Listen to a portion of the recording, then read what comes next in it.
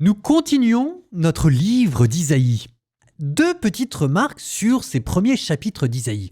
Deux petites remarques, deux petites interrogations sur lesquelles les exégètes se sont cassés les dents. D'abord, les oracles ne semblent pas être dans l'ordre chronologique.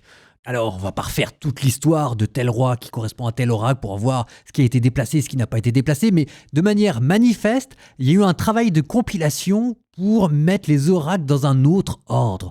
Oui, mais lequel? Pourquoi l'avoir fait? Deuxième interrogation, normalement, un livre prophétique, ça commence par un appel à la vocation. C'est ce qu'on avait eu dans le livre de Jérémie, et c'est ce que vous aurez plus tard dans le livre d'Ézéchiel. Et là, on commence pas par vous dire la vocation d'Isaïe, on commence directement par des oracles qui prophétisent la fin du monde. Pourquoi? Les exégètes se sont cassés les dents sur ces deux interrogations jusqu'à ce que l'un d'entre eux trouve la réponse.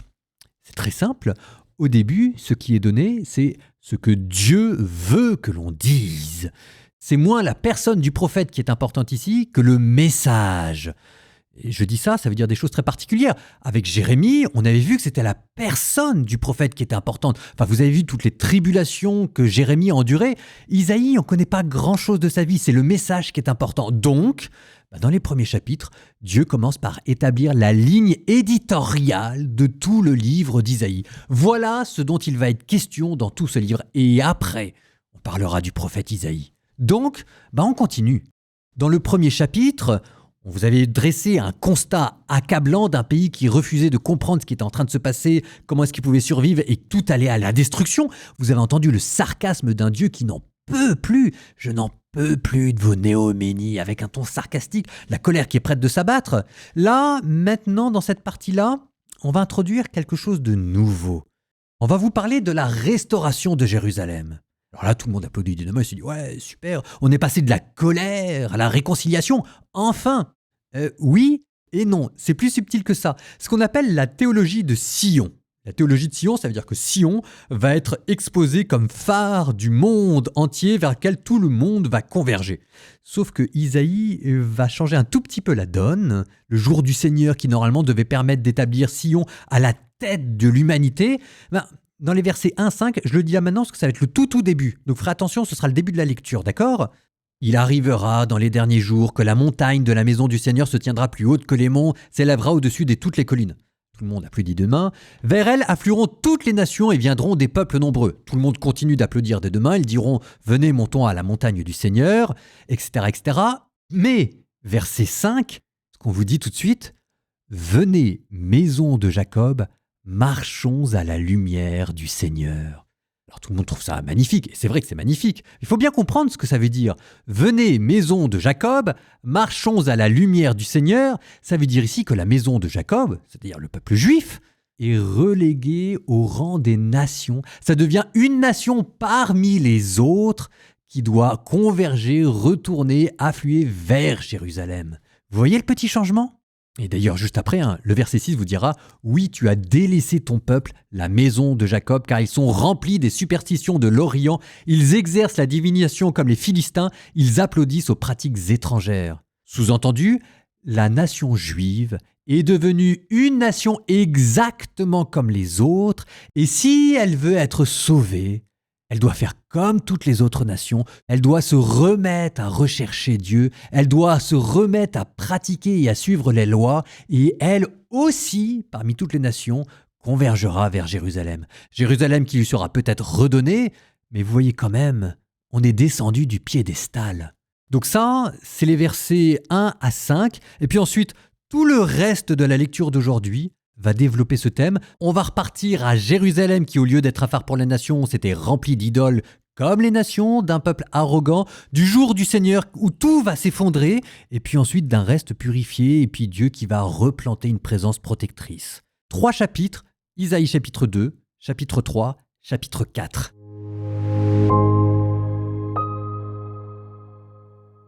Parole d'Isaïe, fils d'Amoz, ce qu'il a vu au sujet de Juda et de Jérusalem. Il arrivera dans les derniers jours que la montagne de la maison du Seigneur se tiendra plus haut que les monts, s'élèvera au-dessus des collines. Vers elle afflueront toutes les nations et viendront des peuples nombreux. Ils diront « Venez, Montons à la montagne du Seigneur, à la maison du Dieu de Jacob. Qu'il nous enseigne ses chemins, et nous irons par ses sentiers. Oui, la loi sortira de Sion, et de Jérusalem la parole du Seigneur. Il sera juge entre les nations, et l'arbitre de peuples nombreux. De leurs épées, ils forgeront des socs, et de leurs lances des faucilles. Jamais nation contre nation ne lèvera l'épée, ils n'apprendront plus la guerre. Venez, maison de Jacob, marchons à la lumière du Seigneur. Oui, tu as délaissé ton peuple, la maison de Jacob, car ils sont remplis des superstitions de l'Orient, ils exercent la divination comme les Philistins, ils applaudissent aux pratiques étrangères. Le pays est rempli d'or et d'argent, on ne peut compter ses trésors. Le pays est rempli de chevaux, on ne peut compter ses chars. Le pays est rempli de faux dieux. Les gens se prosternent devant l'ouvrage de leurs mains, devant ce que leurs doigts ont fabriqué. L'être humain sera humilié, l'homme sera abaissé, tu ne saurais lui pardonner. Entre dans les rochers, cache-toi dans la poussière, épouvanté, loin du Seigneur, loin de l'éclat de sa majesté. Les regards arrogants des humains seront abaissés et la prétention des hommes sera humiliée. Seul le Seigneur sera exalté en ce jour-là. Oui, pour le Seigneur de l'univers, il y aura un jour contre tout orgueil et toute prétention, contre tout ce qui s'élève et sera abaissé, contre tous les cèdres du Liban prétentieux et altiers, contre tous les chênes du Bashan, contre toute haute montagne et toute colline élevée, contre toutes les tours arrogantes et tout rempart fortifié, contre tout vaisseau de Tarsis et tout navire de grand prix, l'arrogance des humains sera humiliée, la prétention des hommes sera abaissée. Seul le Seigneur sera exalté en ce jour-là, et les faux dieux, tous à la fois, disparaîtront. Entrez dans les cavernes des rochers, dans les grottes souterraines, épouvantés, loin du Seigneur, loin de l'éclat de sa majesté, quand il se dressera pour terrifier la terre. Ce jour-là, les hommes jetteront les faux dieux d'or et d'argent qu'ils s'étaient fabriqués pour les adorer. Ils les jetteront aux taupes et aux chauves-souris, et eux, ils entreront dans les creux des rochers et dans les fentes des falaises, épouvantés, loin du Seigneur, loin de l'éclat de sa majesté, quand il se dressera pour terrifier la terre. Cessez de vous appuyer sur l'être humain. Sa vie tient à un souffle, et quelle est sa valeur? Voici que le Maître et Seigneur de l'univers va retirer de Jérusalem et de Juda réserves et ressources, toute réserve de pain, toute réserve d'eau. Le héros et l'homme de guerre, le juge et le prophète, le devin et l'ancien, l'officier, le notable, le conseiller, l'expert en magie et le charmeur habile. Je leur donne pour princes des gamins dont le caprice les gouvernera. Les gens seront des tyrans les uns pour les autres, chacun pour son prochain. Le gamin s'en prendra à l'ancien et le vaurien au vénérable. Un individu se saisira de son frère dans la maison paternelle en disant « Tu as un manteau, tu seras notre chef. Ce pays est en ruine, gouverne-le. » Ce jour-là, l'autre répliquera « Je ne suis pas guérisseur. Il n'y a dans ma maison ni pain ni manteau. Ne me faites pas chef du peuple. » Oui, Jérusalem trébuche et Juda s'écroule parce que leurs paroles et leurs actes envers le Seigneur sont des insultes au regard de sa gloire. Leur partialité témoigne contre eux. Comme Sodome, ils étaient leurs péchés, ils n'en cachent rien. Hélas pour eux, ils font leur propre malheur. Dites qu'il est bon pour le juste de se nourrir du fruit de ses actes. Quel malheur, hélas, pour le méchant d'être traité selon l'œuvre de ses mains. Ô mon peuple, un nourrisson le tyrannise, des femmes le gouvernent. Ô mon peuple, tes guides te fourvoient, ils brouillent le tracé de tes chemins. Le Seigneur s'est levé pour accuser, il est debout pour juger les peuples. Le Seigneur entre en jugement avec les anciens du peuple et ses princes. C'est vous qui dévastez la vigne. Les biens volés aux pauvres emplissent vos maisons. De quel droit écrasez-vous mon peuple? Piétinez-vous le visage du pauvre, oracle du Seigneur, Dieu de l'univers. Le Seigneur le déclare. Parce que les filles de Sion sont orgueilleuses, parce qu'elles marchent la poitrine haute et les yeux provoquants, qu'elles avancent à petits pas en faisant sonner les anneaux de leurs pieds, le Seigneur rendra chauve le crâne des filles de Sion. Le Seigneur dénudera leur front. Ce jour-là, le Seigneur ôtera leurs parures, grelots et médaillons, pendentifs et boucles d'oreilles, bracelets et voilettes, diadèmes et chaînes de cheville, cordelières, porte-bonheur et amulettes, bagues et anneaux de narines, robes de fête et mantilles, châles, petits sacs, miroirs, linge fin, turbans et capes légères. Au lieu de parfum, ce sera la puanteur. Au lieu de ceinture, une corde. Au lieu de coiffure bouclée, un crâne tondu. Au lieu d'une robe d'apparat, un pagne en toile à sac, une marque au fer rouge, au lieu de la beauté.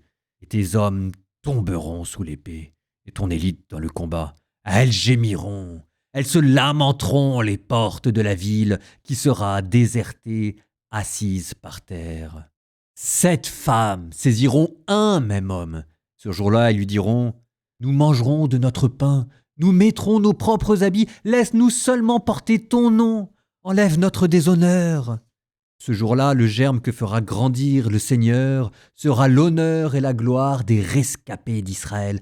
Le fruit de la terre sera leur fierté et leur splendeur.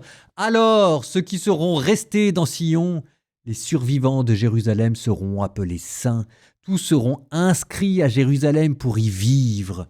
Quand le Seigneur aura lavé la souillure des filles de Sion, purifié Jérusalem du sang répandu, en y faisant passer le souffle du jugement, un souffle d'incendie.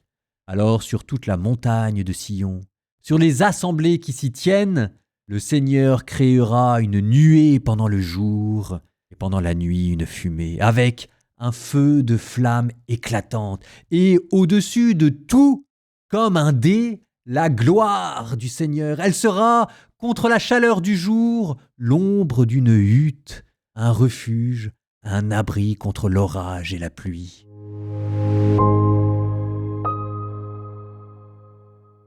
Avant de nous tourner vers la prière, je ne peux pas m'empêcher d'attirer votre attention sur un ou deux versets. D'abord, ces versets hallucinants contre les coquettes de Jérusalem.